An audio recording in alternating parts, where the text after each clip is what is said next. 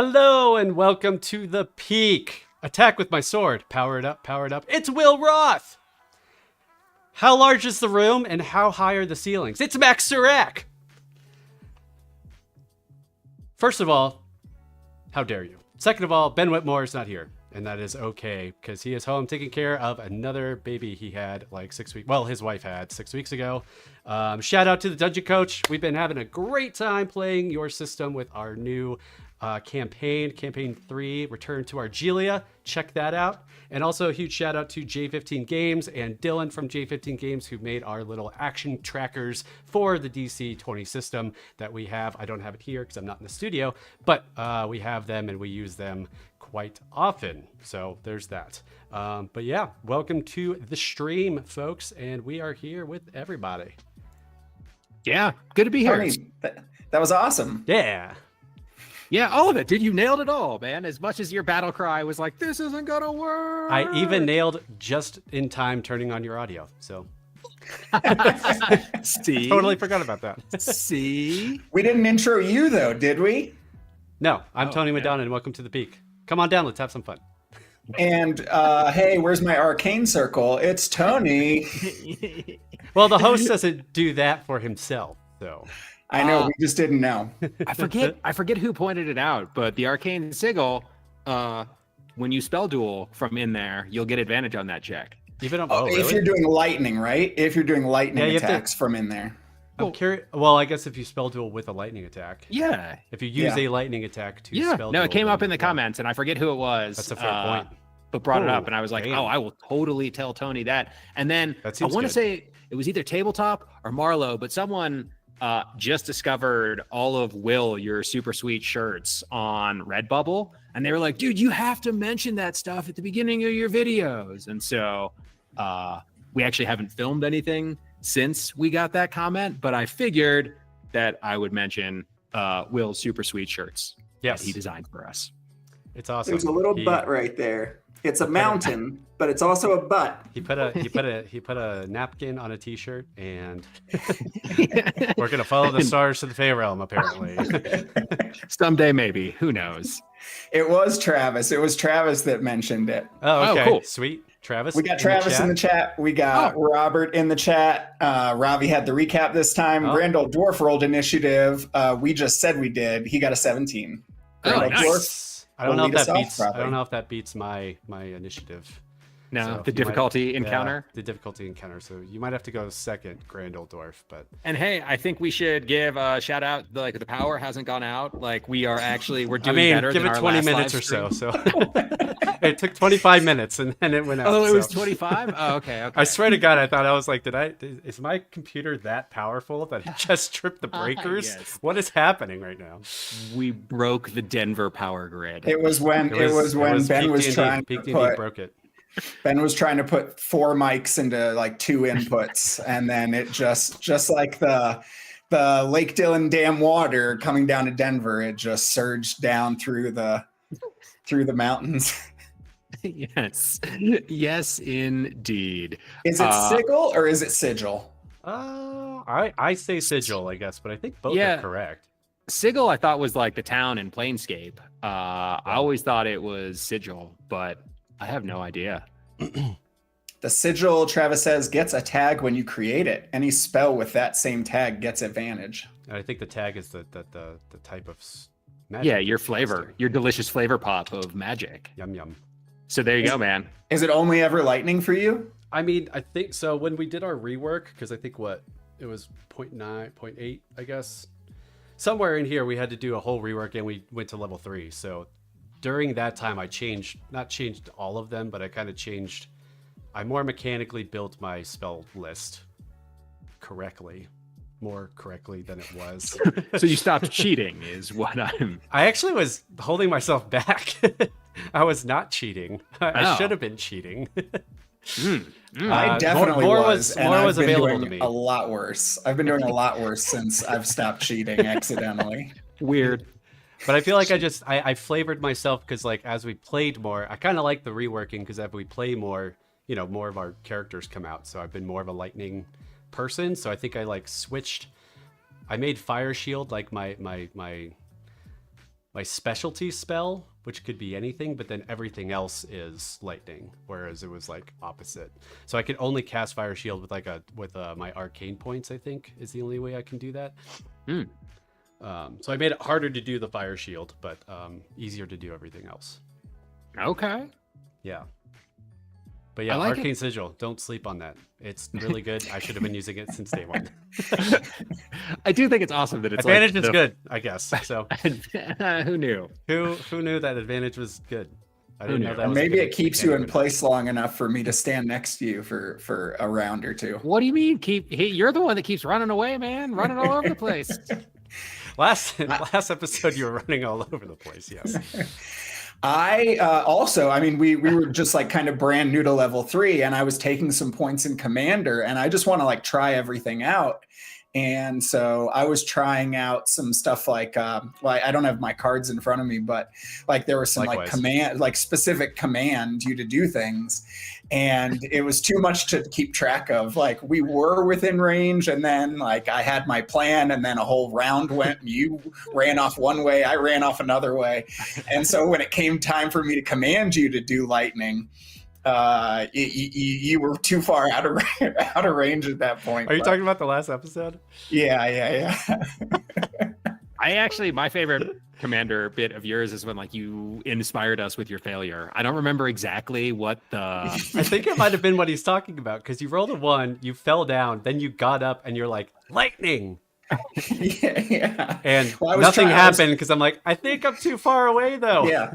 I was trying to keep you hidden. I was trying to protect you because you were the only one still that hadn't been revealed to the Swaggins. And so always, I was trying to pretend that it was me that did the lightning. The dice tell while playing around with this stuff. But no, I think that the inspiring presence thing I got, and over the next like 4, 5, 6 episodes, we've had to flavor that it's more like, hey, this is what not to do, or it's like it's pity inspiration rather than like inspiring hero inspiration. Oh, I could do that. Yeah, it's like I really need to pick up the slack because this guy's gonna die if I don't. It's still, it's still makes you do better, just in a different way. Yeah, in a different way. I don't know if that's rules as written, or if that's just. There's a couple times where I'm like, I'm just not going to give anybody health points. This round went too poorly. I mean, not to speak for Coach, but I feel like however you flavor it is okay, as long as you make it work, and I think we make it work. Yeah. If there's one dude on the internet who's down with the homebrew, I'm pretty much sure it's him. Yeah. GrandOldDwarf agrees. We got phalanx from Travis Actual. I wish we could phalanx. It's never gonna happen. I think the only time you phalanx was in the mirror room when there was a bunch of Orrins and they all were phalanxing. To myself. When you phalanx with yourself. You know what? Just gonna let that one go. No, I think it's good, and it's fun to be on a stream with you guys too. It's been a second. We've had a fairly extended break, and it's nice to like take a week off from our various outside of the channel video production jobs, right? Like, yeah, absolutely. Take some effort. It's been 6 weeks since we've seen each other for the most part. I think, is that what we said? Just about, yeah. I think so. And we think we're getting back into the studio next week, hopefully. Yes, hopefully. Yeah, we'll see. Yes. Yeah. I mean, the people don't know, or maybe they do, but we try and film ahead, and we've just kind of had an extended break. So, well, yeah, like Ben had a kid and got a job, and so like there's like lots of life things happening, which are all very awesome. But that's Holidays why it's nice in the midst of that. Holidays. Was it a little barbarian? What did we say in the chat? Was it a barbarian? Oh, I don't know what. I can't remember. I don't know. I feel like Ryan was the barbarian. I don't know what June is. She has a class yet? Yeah, I don't know. I can't go back and look at the group chat because it's all kinds of messed up right now. Well, what's funny is that I don't think it was. In a weird way, it's because of Androids to iPhones, but it's because of the iPhone update. I think so. And I'm going to just blame Max, because it's when Max sends a chat that it creates a whole new, it spins off, it's like a spin-off group chat. But then I think I sent one and then it created another one. I just deleted all of them. I have no historical record of our conversations anymore. Yeah, that's great, man. I kept them all. I've got the archive. As I do the archive for like all of our stuff on my computer. All like 2 terabytes of footage. And counting. It's crazy. Counting. Well, it's crazy. It's a lot. No doubt it is a lot. It's quite a lot. Yeah. Yeah. Oh, 4.9 gigs or 4.9 terabytes. My bad. Oh man, selling us short. Oh no, our group opposite. chat? That's how much is free. Yes. We have 4.9 gigs of group chat. Yes. No, footage. Terrible. It's like 3 point something. It's 3 point something. Crazy. We've played a lot of games on camera together. Yes, we have. Good. And it's been good times. Good. I have 2 questions. I have 2 questions related to that, kind of. Cool. Pick one. Left or right? Evens. What? I'm interested to know from your guys' perspective, something that we have filmed but not released. And something that and the inspiration for this question kind of came from it's been maybe a few months now. But we had, Max had, now I can't remember exactly what the theme of it was, but you were doing a voiceover and then I was on camera and Ben was like the voice in my head. That was going to be my answer, but go on. and it was just I was laughing so hard for that, and we haven't released it or anything, and I'm sure that there's so many things, but anyway, that I was laughing so hard because it was kind of like we were doing like a Bugs Bunny or Goofy when they put the self-help record player on and there's just like the voice telling you what to do and you're just like nodding along, as the voice is telling you what, it's like your inner voice. But I think the Looney Tunes did it as a record player. But anyway, I was laughing so hard. And my question was, how many things, what else have we filmed that we haven't released? And another answer to this also is when we did that monster versus monster battle royale, where we were just like, I was just looking that up to see if I still have that. And I do. Who would win in a fight between this thing and this thing? And we were just like filming it. Yeah, I mean, my answer would go back to yours. I actually texted Ben, when I got back into town. I was like, hey man, because originally he was like, whoa, maybe when I'm on paternity leave, I'll take a look at this stuff and try to do something with it. And like, I know what that means. And so I texted him. I was like, hey man, did you ever do anything with the Armored Out stuff? And he was like, dude, I totally forgot. And then that was probably like 3 to 4 weeks ago, and I'm guessing he's still forgotten. I think double parenthood can do that to a person. Yes, quite possibly. Robert was saying they want to see the Julius versus Ravi fight. So do I. Mean, that'd be interesting. I mean, bear wins, right? The bear is like an extra pool of hit points, which really makes it kind of unfair. In that. That's fair. Just from that, but like, man, every time I'm role playing it, like any game, I like often figure out about like how I would have to take out my friends if I needed to. There's some like issue of Batman, like Indoor Dave, huge comic fan, but like evidently Batman has this file where he like has like all of these plans about how to take out Superman and all the people that he's like friends and homies with in case things go bad. And, I don't know, like I've played these games enough where like, Will, you were mind controlled that one time. It's like, oh, what happens if Orrin gets mind controlled? Like, how would I kill him? Yeah. So, bring it. We should. I mean, I guess that's a classic kind of thing anyway, is just the PvP.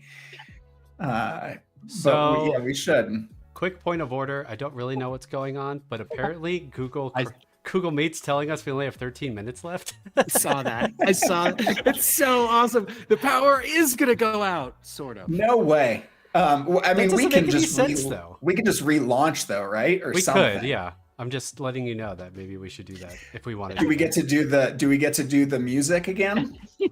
Or you can. And the countdown? No, I just think it's so funny. It just doesn't make sense because I feel like we have Google. We pay for Google, like all of our emails and stuff. So I know, man. But apparently we don't. That's what happens when we join in at like 45 minutes before the thing. That might be true. Maybe that's why live. we haven't really. I don't know. Yeah, I don't know. I'm sure that's part of it. Well, can I ask? We got 2 questions last time we went to go live from our Discord, and I wanna honor those if we're gonna run out. We've kind of touched on this, but Winterlands in Discord 3 months ago asked us how our classes are holding up, and we kind of have touched on it. Oh, yeah, that's still relevant. Of course. But Max, how is your class holding up? You've taken some Bard. Yeah, never classier. I think it's awesome. Like, it's one thing that I appreciate about the DC-20 system is just how completely flexible it is, because like when we started making these characters, like I knew I wanted to play with Scion because that was just something new and different. And then we all kind of talked and I was like, you know what? And I'll take care of healing too, because it didn't seem like we'd have a healer. So I just assumed that would be like Scion Cleric.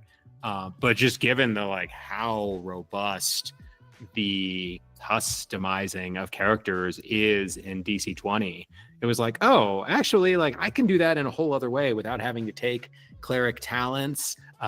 And so then I was like looking through and I was like, oh man, what has Julius kind of been into? And so like after, his UN, yeah, exactly. The sermon on the point, the UN assembly, brokering peace. It was like, oh, I feel like he's down with the talking and the barding. And so, so I'm into it, man. Are preacher bards a trope? It seems creative and clever. Thank you. There was like a prestige class in 3.5 that was based on like, I forget if it was called like evangelist or what they called it, but it was like set up to be like a cleric-y bard thing, which I thought was like a good idea. Like, yeah, man, like bring the fire and brimstone. And it seemed to work out. Yeah, it seemed to make sense to me. So yeah, I'm thrilled with my class. What about you, Commander Soldier? I think that flavor-wise, taking some Commander, since I was bossing you guys around anyway, and it makes sense just from the City Guard background, that like, oh, let me take some Commander. This feels right.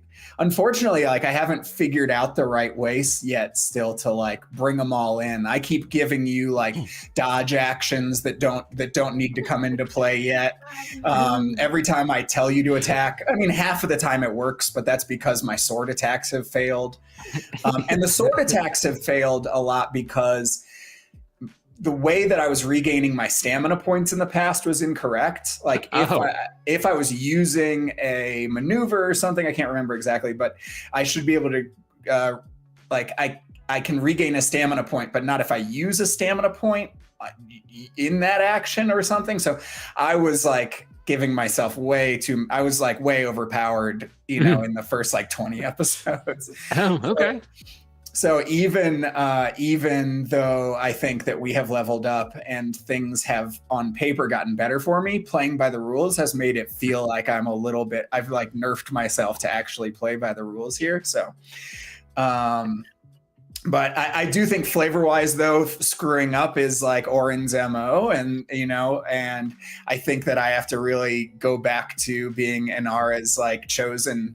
And maybe reconnect that thread here to get me back into it. But I do love the idea of Commander, and if and when we take subclasses, I've been looking at like, should I rebuild Orrin from the ground up as Commander with some fighter stuff? Because like I don't think we've looked enough at what the meat of the subclasses are, but I know that like bodyguard is like one of the subclasses for Commander. So it's like, well maybe, let's like fully have fun and explore this. Does seem a bit on the nose. There's also a shield specialist, for fighter. So one or the other.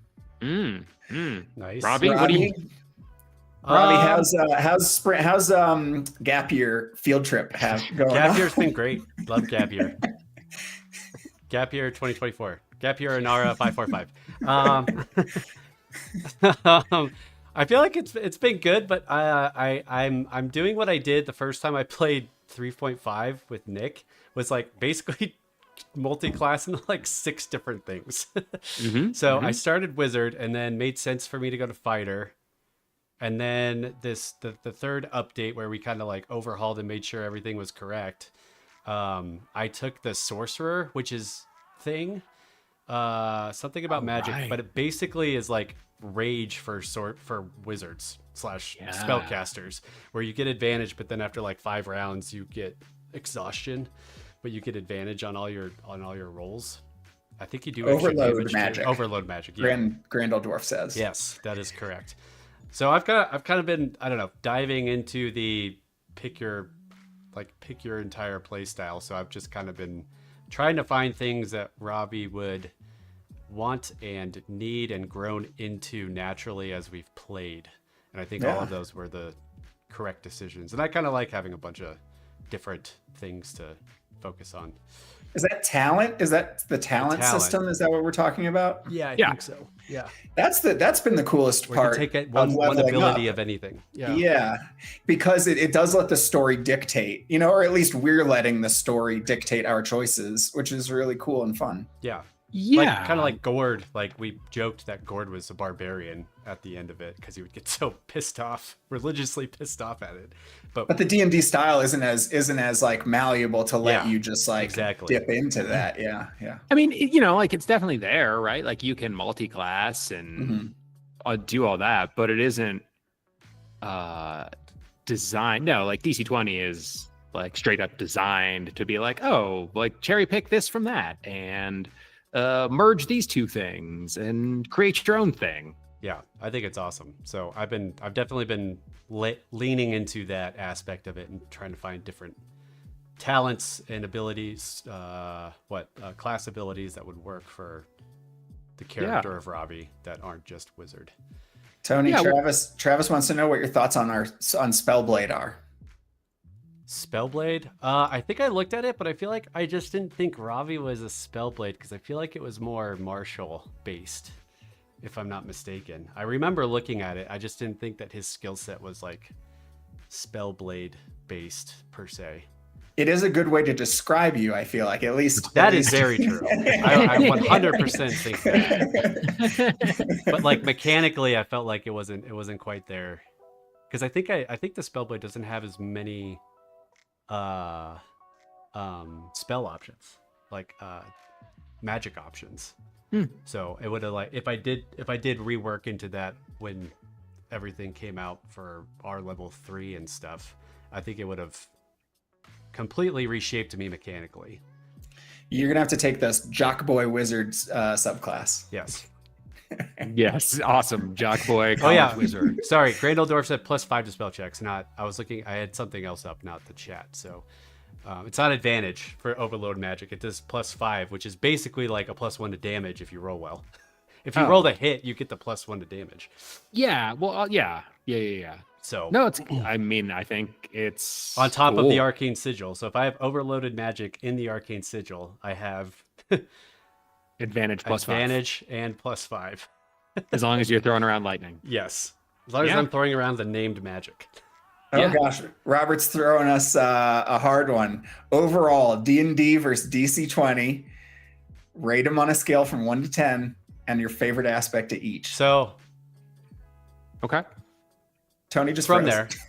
I think we have about 2 minutes until this is going to end. So do we want to switch over to the one I just sent you? How do we do this? Yeah, how do we do this? Probably in your email, because I did just make it. I mean, as far as like the stream and continuity and all that stuff. It's going to be interesting, but I'll be here. Hi guys. I didn't get an email, Tony. I'll walk our audience through how this is going to go, because my thing will continue, but you guys will go away for a second. Oh, okay. Tony, I didn't get an email. Am I invited? I didn't either. Yeah, I think Tony just wants to have this live stream to himself. That's why I said 3 minutes left, so I have time to do these things. Okay. Oh, wait, I have an idea. Oh, email guests. No? Sounds awful. Here. Maybe. Oh, where is we'll see. Where is Please stand by for technical difficulties. Yeah. God, there's always something. Where's the Where's chat? Oh, here we go. Here, it's in here. It's in the chat. Man. This chat. The chat we're in right now. God. This is going to be a little. I don't even have that link up. Okay, well, I'm out then. I'm out. Can I join 2 meets?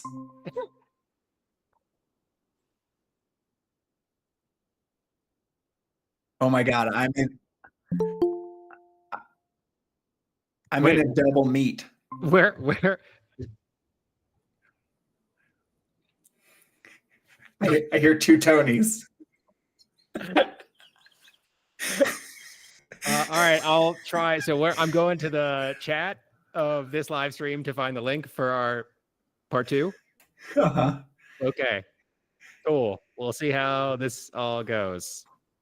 What is happening? Okay, I'm gonna leave. I'm gonna leave this one. Oh. Bye, everybody. But I'm still here. Yeah, cool. Oh, okay. Oh, okay. But I can still hear you. People Tony. watching. Wait. Hi. I'm just trying to load this. How do you spell ether? I'll get there.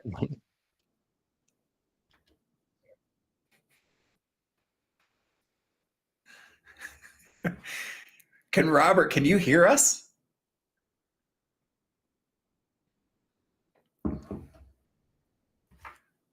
Oh, okay. Not good. Oh, God. Well, good. We're still here. Yeah.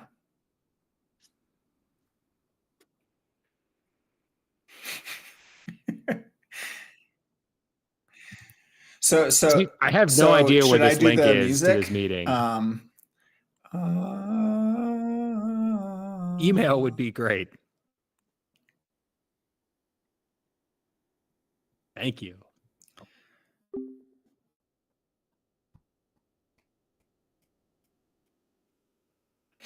This is our podcast.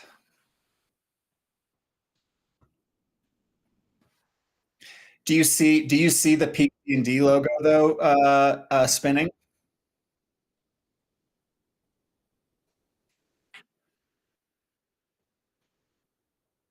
Yeah. Okay, well, welcome to the PeakD&D podcast.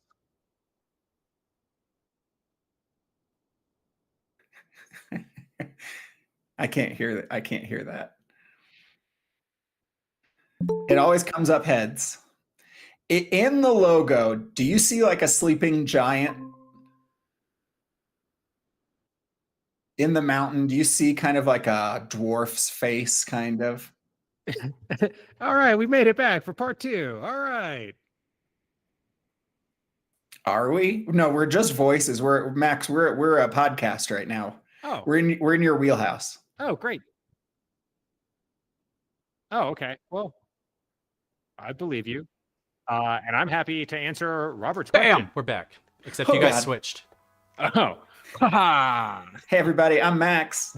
I'm Will. Well, I switched your nameplates, you crazy people. I'm gonna go run away. All right, back to your regular scheduled program. I'm just gonna be evil. D&D or DC-20? Grumpy. D&D or DC-20? I mean, yeah, you need a goatee though. You got to shave more. I mean, my face is kind of doing it anyway. That's hard, right? Because you're like, it's a difficult question to answer, if only because D&D has gone through so many iterations and has been like fully fleshed out and created for like my entire life, right? And so DC-20 is like in, you know, it's like primordial and like things are changing. Like how many times have we remade our characters for this campaign? 3 times? Plead the fifth. 4 times, yeah. 4 times. And so like it's just like so like that's it's the growing pains. Yeah, totally. And like, you know, as far as like which one is better, right? Like I think about the hard lifting that Ben has been doing as far as like creating all of these monsters and creating all of this, like essentially with very, very little assistance or like help from outside sources. Whereas like there are modules for Dungeons and Dragons where like you can literally just be like, here you go, here's how to play with your friends. And here's all the stat sheets for all of the things. Absolutely. And so I think that it's, yeah, like I think that DC 20 is fun and I'm excited and curious to see where it goes. And like, I'll say that it's at like a 5 because like it's not even close to done yet and fully realized. And I think that like I would give different editions of Dungeons and Dragons like different scores based on different things. Like I love that there is like the customizable nature of DC 20 feels like its roots are in like 3.5 and Pathfinder, and like I just love that from someone who can create characters. But also kind of easier than 3.5. Oh yes. Oh yes. But like second edition, like there's so much history and there's so much there that like is awesome. And then like 5th edition is somewhere like in between those two. So I don't know. The follow-up question is, do we support Hasbro or the Dungeon Coach? That's a whole and like, because like what is it? Elon Musk is trying to save D&D. Like what is that? Like I just saw Someone posted in our Magic group on Discord. They're like, so Elon Musk is going to take over Magic? We're like, we'll see. Or Hasbro, rather. Is he trying to buy Hasbro? Like, I don't know anything about this. Okay. I like as a play. I think that first of all, I mean, speaking Max to just your point on resources, it has been cool to see Mortal's Playground, at least like the beginnings of resources like starting to come up. And is it GrandOldDwarf who gave us the cards that we are using? I think so. I believe. Sounds right. So it is cool. I mean, it's awesome to be like part of this like community that's growing and building these things. And so Mortal's Playground and these cards that we're using have been awesome. And the action trackers. And the action trackers from J13 and everything like that. That's been really fun. I don't mind recreating my character a bunch just because I feel like it's because you cheat every time. It helps me, but I need to like write it down to understand it. So writing it down 4 times has helped me understand my character to an extent. I would agree. I would agree with that too. And I do think I think we've beaten this one. Like I've mentioned this so many times, but like the action economy is so much more fun in DC 20. I feel like I can do so many more things. Whereas in D&D, if I fail, I fail, and now I got to wait for the go round, to like try again. And so it's been more fun to play DC 20 as a player than it has to play D&D. Of course, I'm playing in a monthly game. I'm playing a ranger, so I don't know. That's a fair comparison because it's like on my one turn I shoot my arrow. Like that's about it. So I think that there are better comparisons, and I think you guys are way better, more qualified to answer these questions than I am. I don't think that's true, man. It's a question about like of opinion. I mean, when it comes down to like Coach versus Hasbro, like that's not even a question. It shouldn't really be much of a question. What other games does Hasbro have? Like Monopoly. Yeah. I mean, they own Wizards of the Coast, so whatever Wizards does, like Magic the Gathering, is under that umbrella. Yeah. Yeah, but if we're really thinking Hasbro, Transformers now, Star Wars. Like now, come on. Now, like what is? Well, they probably have like licenses for that from Disney. Yeah. Toys? Are we just saying toys are screw toys? Yeah, that's the hot take from this live. Screw toys. Screw toys. Physical toys. How dare you? I mean, Monopoly rules as written isn't very fun though either, is it? No, it's not. No, I've always had fun with it, but no, it's not. Like the history of that game is super fascinating though, and how it like started out as a game to like prove that monopolies were bad and that you couldn't win. Yeah. And then it's like morphed into what it is now. Into collector's editions and all the different editions and stuff. You have to buy property when you like land on the rules is written. You either buy it or it goes to auction. Yeah, ridiculous. But no one plays the auction way. Nobody. Screw Hasbro. I'm playing Coach's board games. Coach's Monopoly. I will say that Hasbro and Monopoly was like maybe my definitely the best minis of the board games, though. I would agree with that. Monopoly? Yeah, for like my childhood legit game. metal. And what are you guys? What's your go-to? Oh, Top Hat. Oh, yeah, I think that was mine. I remember the Top Hat and the thimble. It was either race the car. Top Hat. I think there was like a new age one that came out and they had a money bag, and that was the other one. Oh, I'm either shoe and I put the thimble on my pinky, or I'm thimble.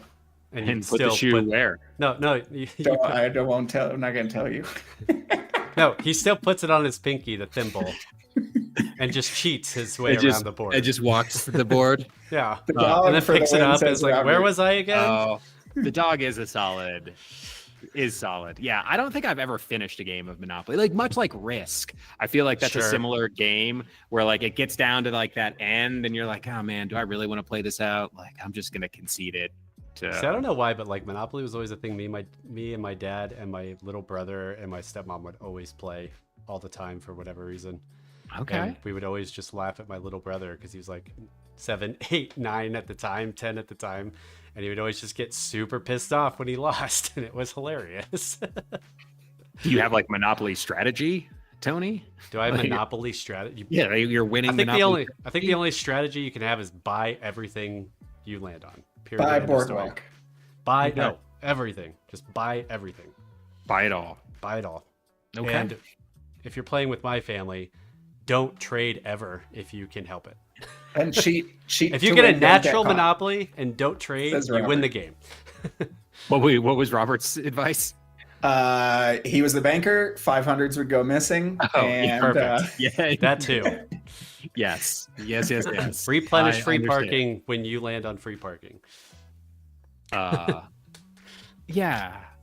I don't know. Like you guys make good points about like D&D and other games versus DC-20. Like again, I think the strength of that system is its versatility, from like character creation to like what you can do on your turn or other people's turn. Like it's just, there's a lot of ways to play that game. Even specifically to the fact that you can play a fighter defensively.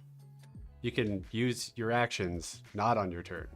Yeah, you can have two shields and completely manipulate combat in a defensive way. Whereas, like, as far as I know, D&D, you can't do that. You have one reaction.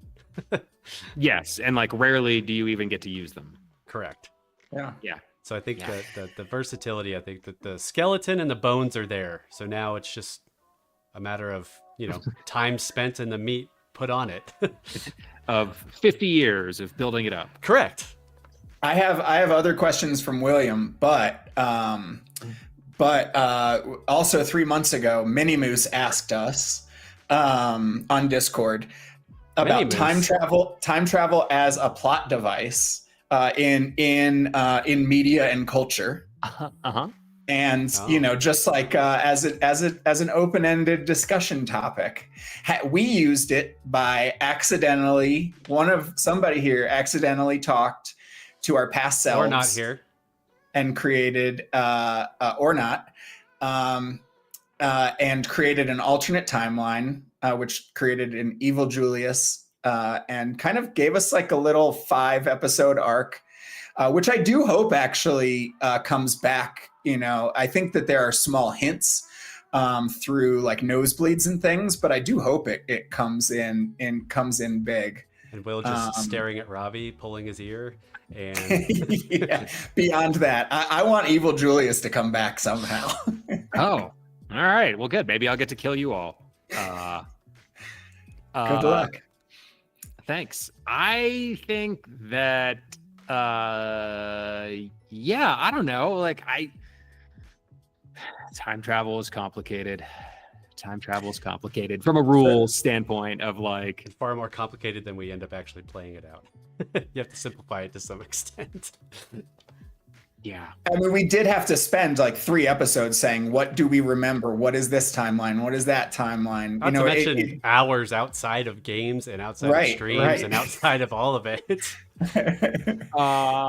did allow for a lot of creativity in that as well. I was gonna say, like, I appreciate you guys going along with evil Julius. You guys had no idea that was gonna happen. I kind of just sprung that on you. And then the way that the dice worked out with like who remembered what, like it was just insane. Worked perfectly to have that little like mini arc into timeline B.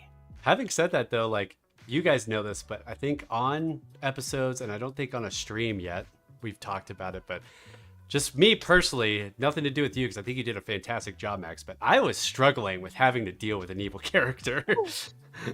I struggled very hard on how to deal with that. In the sense of, in what way? Tony as a player.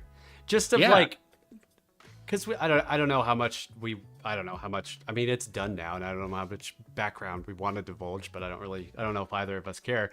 But like, you kind of already said of like, I'm going to play evil, but I'm not going to be so evil in the way that I'm just going to like railroad the entire thing into whatever. Like, there was still a common goal known player Max was going to at least get to in some regard.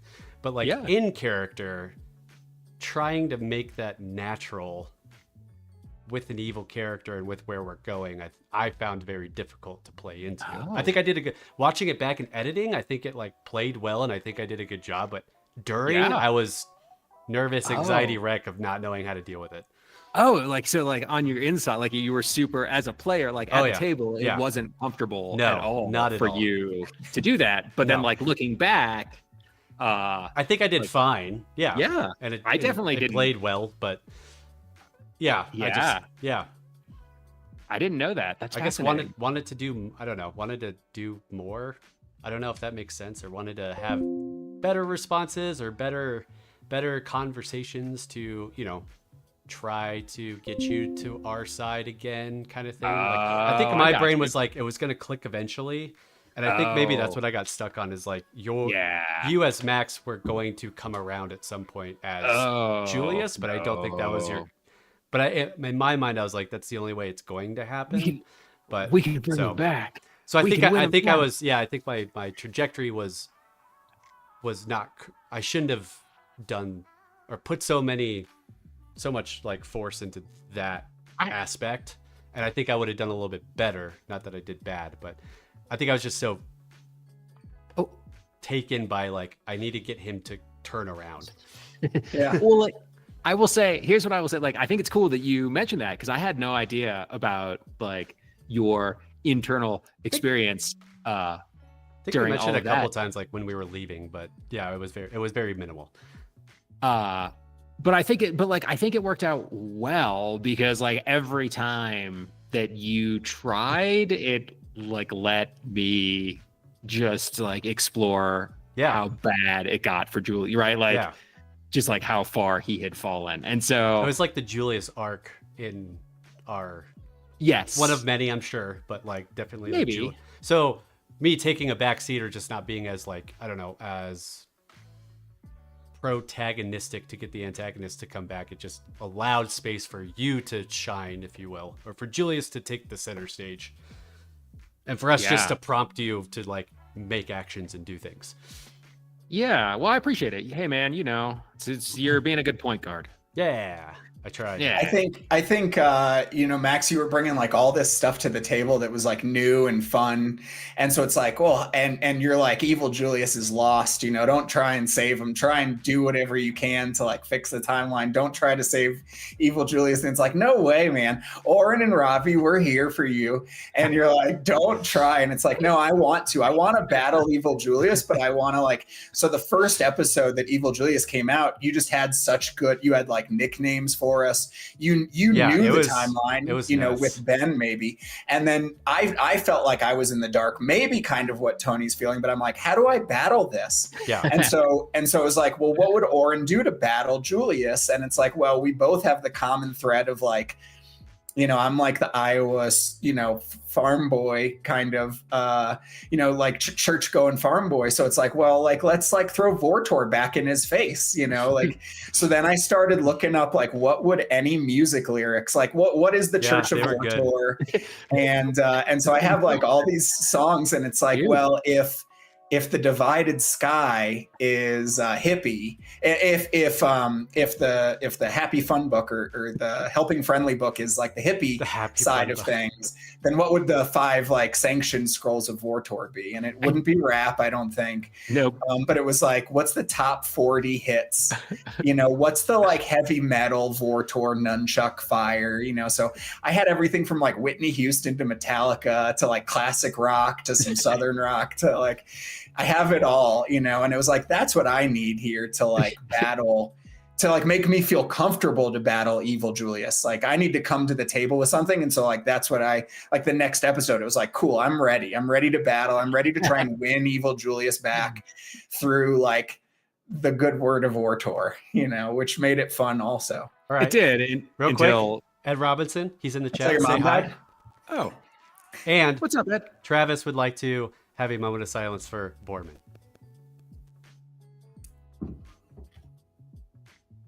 Best evil Julius thing done. That was so awesome. The grilled cheese is about to come out on the social media. Nice.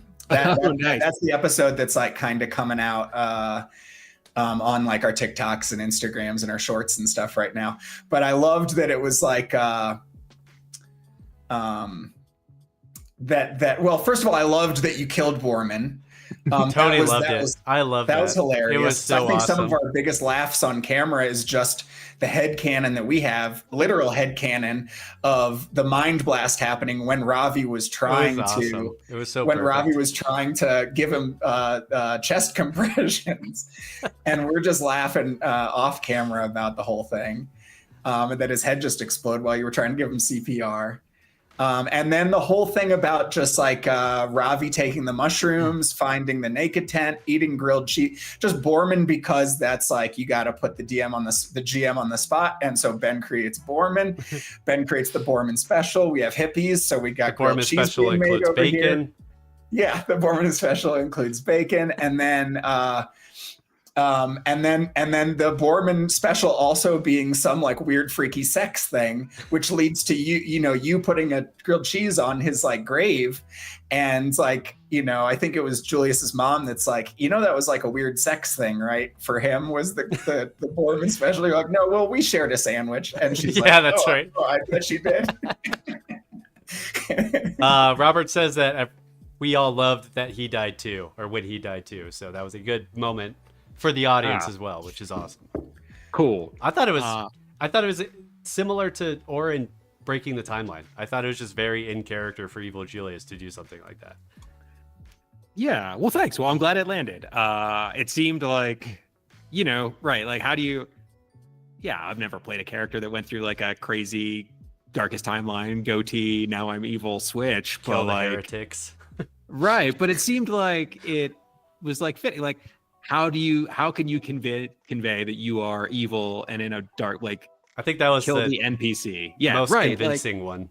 Or that was exactly. like, I think that was for us and for the players and for the audience. It's like, oh, well, he seems evil and he's just kind of like moody now, like, but no, we'll see what happens. And then you're like, yeah, I'm going to kill him. Yeah, no, actions speak louder for sure, man. So I think everyone was like, oh, okay, this is real. Cool. I mean, I think we need a little fanfic of like the other 48, the lost episode that's like the other 42 days. But like the timeline, like reliving the entire timeline. Yeah. Oh, like timeline B? Like, yeah. But I loved the fact that the fork didn't happen. I loved the fact that the book happened in a different way. I love the fact that the bear thing became such a curse for you, and how turning into the bear when your mother got killed by evil Dragar. Yeah. By evil Dragar, and how you like just like bared out with just like I loved all the little subtle pieces to the whole evil Julius puzzle. Like, it's easy to say evil timeline, goatee Julius, but it was like it was pretty deep, and kind of and really depressing. Well, I think and sad. I think that the point, like the exclamation point, I think, or the cherry on top, was when we were at like fixing the timeline. We're at the last room where we were like talking to ourselves. and like each one of us like asked something and you just stabbed yourself. I think that was the other like exclamation point of like, oh shit, he does hate himself. Like that was the other that was the turnaround that Ravi was hoping for. Yeah. Not in that way, but that's what he was wanting to see, is like you didn't like what you were doing. Well, thank you. I appreciate those compliments. I think you turn it around at correct points and very meaningful like punctuation points. Thank you. Yeah. No, it came like I will say that like I was like Max was mad at Will when you broke time, because like also true. Julius had like his most awesome moment, right? Like the peak moment. But then like after a day or two, right? Like, all right, yes, and right. So like, okay, you know, we always like nobody has really seen the studio, but like we have little labels in front of all of our seats that says like have fun, and we talk about the importance of having fun. And say your roles. Yeah, and say your roles, right? Which we also fail at most of the time. It's true. But I think we're good at the fun part. But then I remember just like thinking like, all right, well, this has happened. Like, what is the most fun I could possibly have with this? And like that led to Darkest Timeline, Julius. But like it pretty much came down to like, all right, so like what would have happened if instead of on that beach, he was like, okay, cool, I'm here now, and we're gonna go with this and see where it goes. If he would have just like fought every step of the way and just like dug his heels in, and instead of like opening up to those opportunities, just like closed down and doubled down on what he knew.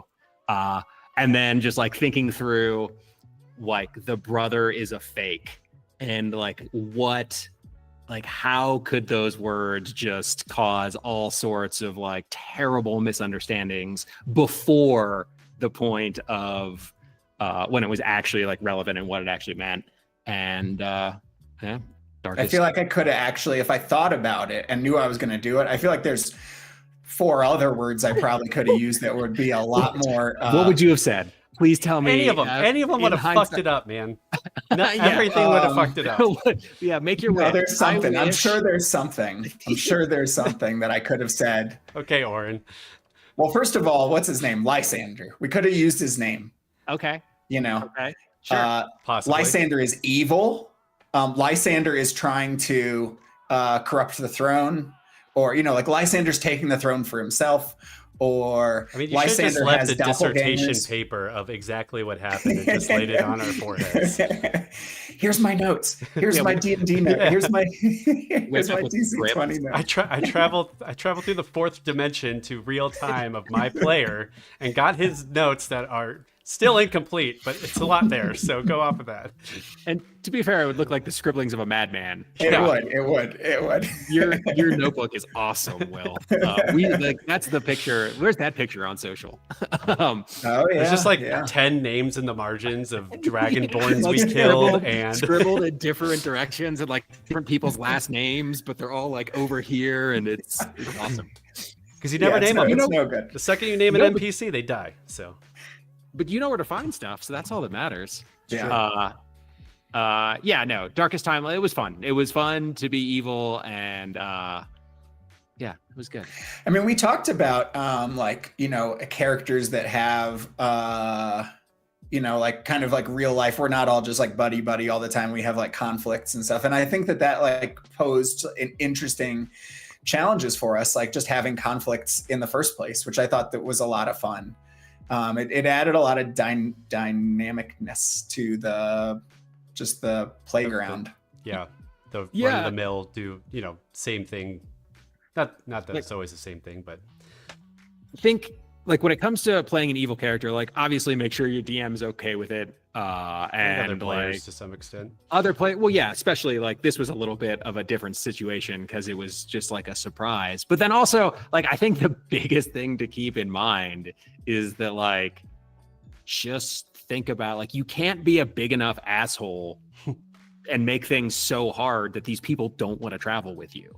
Right. Right. Like if like you have to give the party and the players and the people a reason to like hang out with this person. Yeah, exactly. Or else they just be like, peace. Yeah. I mean, I thought that if we fought and killed you, because maybe Julius versus Ravi is we know the outcome, but Orrin and Ravi versus Julius, maybe we don't know that outcome.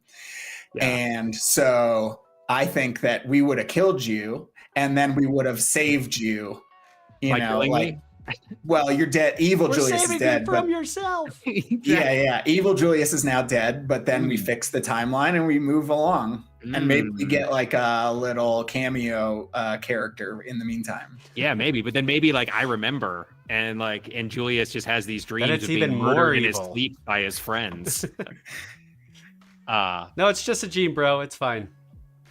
don't read too much into it. Yeah, just a dream, but it happens every night. And every time you mention it, my nose starts bleeding. That's just a weird coincidence. It's fine. It must be side effect from time travel. It's cool. Totally your moon dream goddess. Probably fine. Probably fine. No, I think it's going to be interesting. Like, it was fun to go through that arc. I appreciate you guys letting me sort of take the lead on that little bit. I think it's going to be interesting where the story goes. I do think there need. Yeah, I feel like there's some episodes where it kind of comes up, but then there's some that like it's like it never even was. Mm-hmm. So I think I'm sure Ben has it on his radar too, but like for more traces of that happening to come up, I'm sure would be interesting. Yeah, Ben's been really good about surprising me. I can't speak for everybody, right? So I will be curious what he does. I mean, surprise me next episode. Yeah, I think the next few episodes we've got surprise after surprise. I love the end of every episode where Ben's like, and nothing that you thought was true is true. Which is funny because you were just bitching about like in combat, right? Like macro, micro, how like you hate it because everything you think is going to happen, like by the time it's your turn, it's all changed. But then like it's the same thing with episodes. That's true. You just got to do you, man, in combat. Yeah. Just got to sword attack, power it up, and swing. No matter where we are on the battlefield. I can't power it up that much anymore because that was cheating. I was cheating, okay? You can't use 2 stamina points to power it up and then get 2 stamina points because you used the 2 stamina points from that back. So it's just... That's how I read that. Oh, man. Yeah, you just replenish stamina points with stamina points. Robert wants to know how long we're anticipating the campaign lasting. Oh God. How long have the other campaigns been? We never make it past level 7, which could be a problem. Oh, it's 8? Okay. It's always 8. It's always level 8. I mean, I know Ben likes to make ungodly characters. Yeah, like he wants this to be like super powered and crazy. It'll be curious with like playing DC-20 and like what coach brings up and out and like spell, like the spell list and all that stuff. Like I have no idea. I think that we have a long ways to go. Yeah. I mean, you think that like, what are we at? Episode 40? Filmed? Right. 30, so like 37 just came out. 42, released. I believe. Yeah. So figure 42 is filmed. If what we got to do is find these pillars, and there's 5 of them. That's the main quest our first thing was 36 episodes. Our first campaign with Gord, with Luke and stuff, it was 36. Up to level 5, it was 36. Oh, and then we did into the... Okay.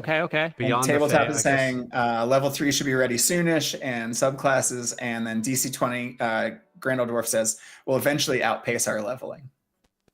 I'm sure that will happen. Yeah. But you figure like 35 episodes just for easy math to get to 1 pillar, and there's 5 plus whatever happens. So there's 22 episodes of Beyond the Feywild, and so we're in uncharted territory already. I forget how these work. 47 episodes when Nick. Oh wow! Shout out Nick, our original DM, but Ben's been doing an awesome job. But yeah, when he left the channel, it was 47 episodes. Yeah. So not quite Uncharted, but we were level 8, right? Yeah, we never make it past level 8. That's what happens. Yeah. So no, still, it'll be cool. we're right where we've been so far. We're not like exceedingly longer than what the we have main been quest yet, but... seems to be to protect the 5 pillars. Like we have to find and protect each of the 5 pillars from the Shadow King, who we kind of think is Vortor or working for Vortor right now. After all of the ghost things, Ravi has that in his head, that those two might not be so dissimilar. Yeah, is that not what Julius is thinking? With his essence being like sucked into the pillar. Oh, sure. Like the Shadow King is definitely on par with gods.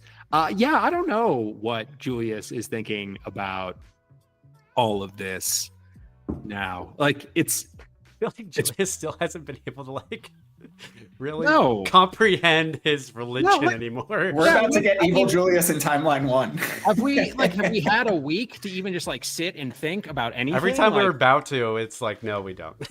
Right. And so like there's not, I don't know. Julius has a lot to figure out, man. There's a lot of deception, and there were lots of lies told at some level. And I don't know what's maybe evil Julius is a inevitability. I feel like from where Julius is to like evil darkest timeline, like some things gotta go real bad. Votor has an evil counterpart, is what Robert said. I don't know if I don't know. Like, part of me feels like Votor was like all the stuff we saw. Votor was the remainder. So in a weird way, to like my mind, Tony's mind, and Ravi's mind kind of goes to like, if that's the remainder, maybe that shakes out in a quote unquote evil representation of, of all that was put into the pillars and that was left. And maybe the Shadow King is the essence of the remainder. And then the religion popping up is the other piece of that. Oh. And then we get V. we got a split. We got a split happening in the remainder here. I like it. I don't know. Maybe the forgotten texts were from the Shadow King or something. Yeah, I don't know. If the Shadow King did nothing wrong, if that's where we're going to end up, we're like, oh God, the Shadow King's kind of right, guys. There's just a lot of circumstantial evidence that leads that's not out of the question that Votor is not out of the question. Or they're simultaneous. Yeah, these are all like hypotheses to test, right? I don't know. I would not be surprised if the Shadow King isn't like a minion. Yeah, in the way that like we're like minions. Yeah, right? Yeah. Like some sort of divine lineage, like I don't know, the champion of some god that didn't want to be in a portal, or like one of or in the stone rather, or something along those lines. But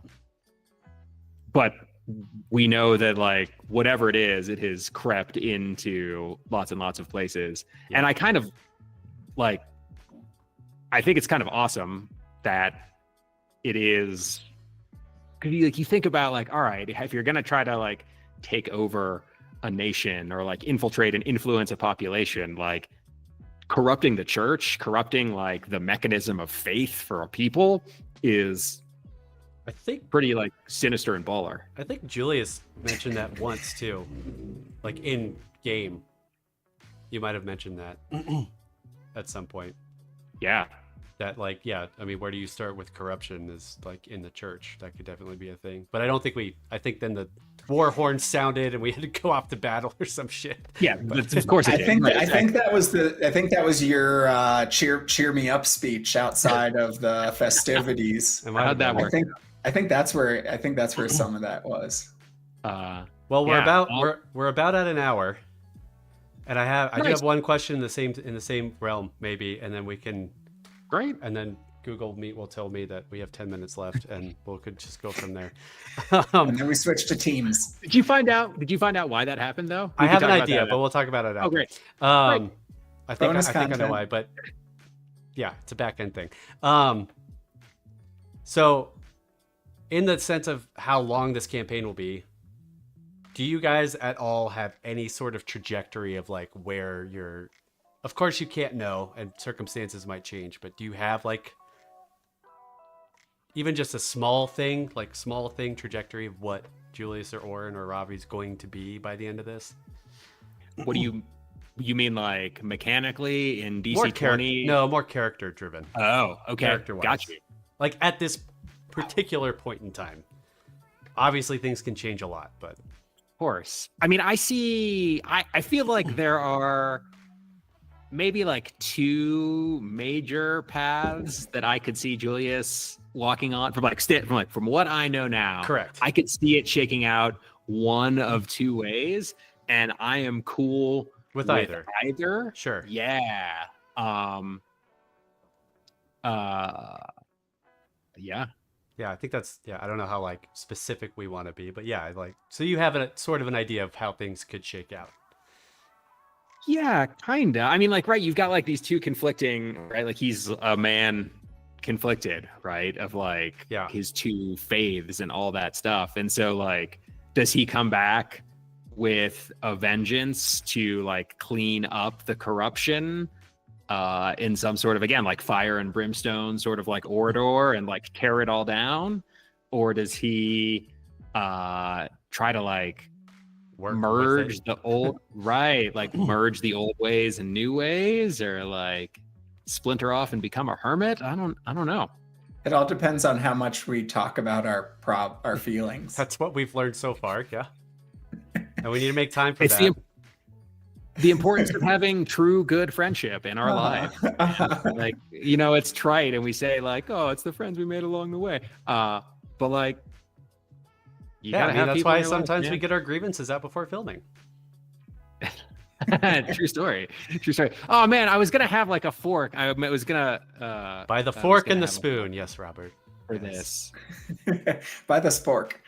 By the spork.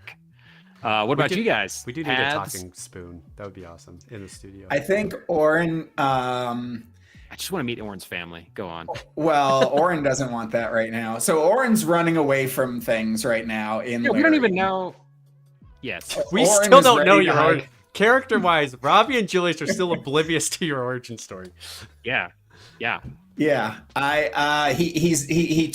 stole the ticket that was meant for like a senior guard to protect Ravi, and I can't wait till we meet. So he's running away from something.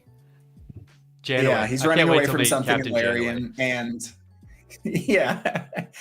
And so I think that like there's a few paths of like either like Orrin wants to like stay away from home as long as possible to like not confront that path. Oh, we're going to Para then. Let's go. All right. But I would say, I am all for saving that for last, because I think like if the next time we step foot on Para is when we are all like badasses and have done the other like 4 pillars, I think that'll just make whatever happens on Para the most like. You mean this is a lie the whole time? It possibly, yeah, exactly. Well, also in like it, regardless of that piece, William is trying to put together Orrin's like title and his outfit, because right now he has a fire sword, a turtle shell shield, and he's wearing gold point royal heavy armor stuff. And his title, like Champion of Inara, Killer of Evil Dragar, like the. So you're Daenerys Targaryen, basically. The breaker of chains, the mother of dragons. I think Orrin eventually wants to be introduced at the Ravi house for a party with like a 4-minute long, introduction of who he is. Awesome. So I will happily do that for Orrin. Narcissistic travel partner here. No, I want to be worth it, guys. I just want to be worth it. I think. How many titles will it take? If you weren't happy with one without one, you're not going to be happy with all of them. I'm writing my own. Like, it's not like titles given; it's titles, created. You can't give yourself a nickname. Yeah, also true. Yeah, where does Ravi see himself? Well, other than opening the Moonbucks franchise. Well, duh. That's got it. Well, yeah, we'll see. I don't know. Next episode changes a lot of things for Ravi. I was gonna say it is an interesting point that we are having this conversation. But I mean, we've kind of mentioned it already, and we've laid a little bit of groundwork, and we'll see what happens. But I still have the one trajectory, seeing if that gets there, of the path. But I'm waiting for it to see if it goes naturally, and I think it's kind of sort of on that realm, but it might not get there. But I would be curious how it actually does get there, if it does. But I'm definitely not going to force it. But I do have an idea of character-wise where he ends up. Dude, I just want to see Ravi get to like spring break Jastian land and have his like bender. Well, we're headed there, so hopefully get to the Bone Palace. Oh man. Yeah. I think it's gonna get messy. It's gonna get messy. Well, with that, it's gonna get messy, everybody, and we have no idea how long the campaign is gonna be, but it's gonna be nice and long. But thank you for coming and hanging out with us through also the weird switch, because Google Chrome Meet won't let us go longer than an hour. But I think I have ideas. Hey, whatever. So, but roll well, DC 20 folks, and Ed Robinson. Thanks for stopping by. Go check out the coaches on live stream right now. So we're gonna get out of here, so you guys can go check him out and not feel conflicted. So don't feel bad. We'll see you guys later. Thanks, y'all. See ya. Should we do the outro music? We're gonna try.